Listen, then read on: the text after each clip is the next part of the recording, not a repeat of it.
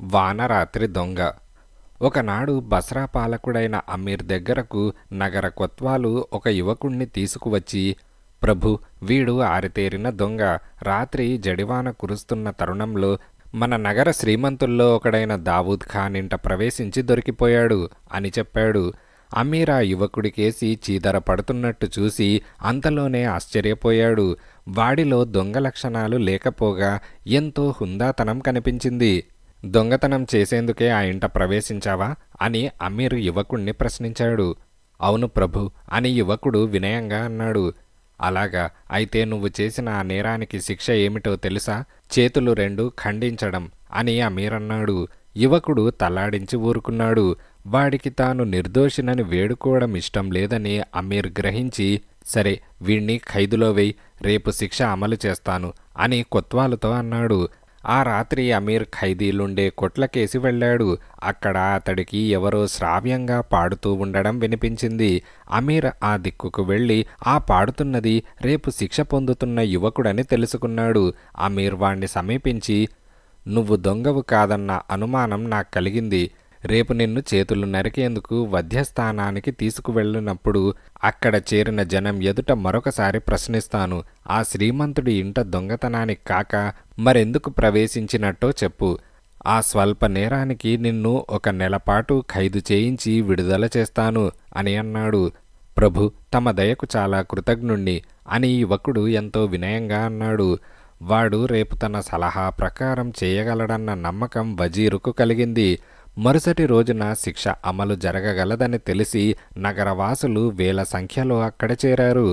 అమీరు ఇతర ఉద్యోగులు ఎత్తుగా ఉన్న వేదిక మీద కూర్చున్నారు. భటులు యువకుణ్ణి అక్కడికి తీసుకుపోయి నిలబెట్టారు. అప్పుడు అమీరు యువకుడితో, నువ్వు ఆ ఇంట ప్రవేశించింది వేరే పని మీద తప్ప దొంగతనానికి కాదు కదా? ఆ ఇంట్లో ఎరిగి ఉన్న వాళ్ళెవరితోనో అవసరమైన పని ఉండి వెళ్ళావు, అవునా అని ప్రశ్నించాడు. ప్రభు, ఆ ఇంట్లో నాకే ఇతర పని లేదు అని యువకుడన్నాడు. ఈ జవాబు విని అమీర్ చిరాకుపడ్డాడు. శిక్ష నుంచి తప్పించుకునేందుకు తానిచ్చిన సలహా వృధా అయింది. వీడు మూర్ఖుడై ఉండాలి అని ఆయన అనుకున్నాడు. సరే, వీడి చేతులు 2 నరకండి అని అమీర్ ఆజ్ఞాపించాడు. భటుడొకడు కత్తి ఎత్తి వాణ్ణి సమీపిస్తూ ఉండగా జనంలో నుంచి ఒక యువతి వేగంగా వేదిక మీదకు పోయి యువకుడికి కత్తి ఎత్తిన భటుడికి మధ్య నిలబడి, కావాలంటే నా చేతులు నరకండి, ఈ యువకుడు అబద్ధం చెబుతున్నాడు అని తీవ్ర స్వరంతో అన్నది. అమీర్ భటుణ్ణి దూరంగా వెళ్ళమని కన్నీళ్లతో నిలబడిన యువతిని, నువ్వు వాస్తవంగా జరిగిందేమిటో చెప్పగలవా అని అడిగాడు. అప్పుడా యువతి కన్నీళ్లు తుడుచుకొని ఇలా చెప్పింది. కొన్నాళ్ల క్రితం ఆమె కుటుంబం బస్రాలో కాక మరొక నగరంలో ఉండేది. అక్కడ వాళ్ళు నివసిస్తున్న ఇంటి పక్కన ఒక ధనికుడి భవనముండేది. ఈ యువకుడు ఆ ధనికుడి కుమారుడు. ఆమె కుటుంబానికి ధనికుడి కుటుంబానికి మధ్య మంచి స్నేహ సంబంధాలున్న కారణంగా ఆమెను ఆ యువకుడికిచ్చి వివాహం చేయాలన్న ఆలోచన కూడా పెద్దలలో కలిగింది. అయితే హఠాత్తుగా యువతి కుటుంబం బస్రా పట్టణానికి వచ్చి స్థిరపడింది. యువకుడి కుటుంబం ఏదో కారణం వల్ల ఆర్థికంగా బాగా చితికిపోయింది. 2 కుటుంబాల మధ్య రాకపోకలంటూ లేవు. యువకుడు 2 రోజుల క్రితం పని మీద బస్రా వచ్చాడు. రాత్రి అతడు తాను దిగిన సత్రానికి వెళ్తూ ఉరుములతో మెరుపులతో కురుస్తున్న వానలో చిక్కుకున్నాడు. వాన తగ్గే వరకు తల తుడుచుకుందామని అతడు ఒక ఇంటి మెట్లెక్కి దాని అరుగు మీదకు వెళ్ళాడు.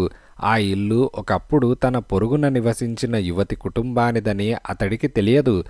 అయితే మెరుపుల కాంతిలో కిటికీలో నుంచి అతన్ని చూసిన యువతి అతడెవరైంది గుర్తించి తలుపు తీసి లోపలికి తీసుకుపోయింది. ఆమె బాగా తడిసిపోయి ఉన్న అతడికి ఒళ్ళు తుడుచుకునేందుకు పొడిబట్ట ఇచ్చింది. ఆ సమయంలో ఇంట్లో అందరూ నిద్రపోతున్నారు. యువతి యువకుడు 1 గంట కాలం అది ఇది మాట్లాడుకున్నారు. మాటల సందర్భంలో ఆమె తనకు ఒక ధనిక వర్తకుడి కుమారుడితో వివాహం నిశ్చయమైపోయిందని, కానున్న మామగారు ఇప్పుడు ఆ ఇంట్లోనే ఉన్నాడని చెప్పింది. అప్పుడు యువకుడు నవ్వి, ఇంత రాత్రివేళ నేను ఈ గదిలో ఉన్నానని తెలిస్తే ఏం జరుగుతుంది అని అన్నాడు. అందుకు జవాబుగా యువతి కూడా నవ్వి, మా వాళ్ళు ఈ సమయంలో నిన్ను చూడడం జరిగితే నేను వెంటనే దొంగ దొంగ అని అరుస్తాను. నువ్వు కూడా నా గౌరవం కాపాడేందుకు దొంగనని ఒప్పుకోక తప్పదు అని అన్నది. కొద్దిసేపటికి వాన తగ్గిపోగానే యువకుడు గదిలో నుంచి బయటకు వచ్చాడు. అది చూసిన సేవకుడొకడు దొంగ దొంగ అంటూ కేకలు పెట్టాడు. నిద్రపోతున్న వాళ్ళందరూ లేచి పారిపోతున్న యువకుణ్ణి పట్టుకున్నారు. ఆ యువతి తల్లిదండ్రులకు అతడెవరో తెలుసు. అయినా కానున్న వియ్యంకుడు తమ కుమార్తె శీలాన్ని శంకిస్తాడని వాళ్ళు ఎరగనట్టు ఊరుకున్నారు. అంతా విన్న అమీర్ రుమాలుతో ఒకసారి కళ్ళద్దుకొని అక్కడ చేరిన జనాన్నుద్దేశించి, ఈ యువకుడు అత్యంత ధైర్యశాలి, నిజాయితీపరుడు.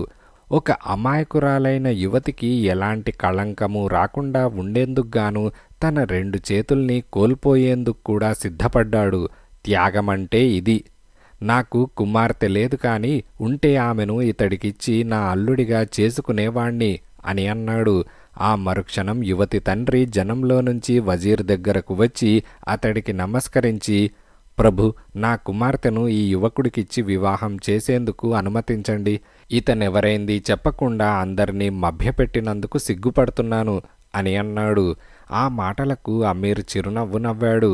జనం ఆనందంతో కరతాళ ధ్వనులు చేశారు. ఆ రోజే అమీర్ పర్యవేక్షణలో ఆ యువకుడికి యువతికి వైభవంగా వివాహం జరిగింది.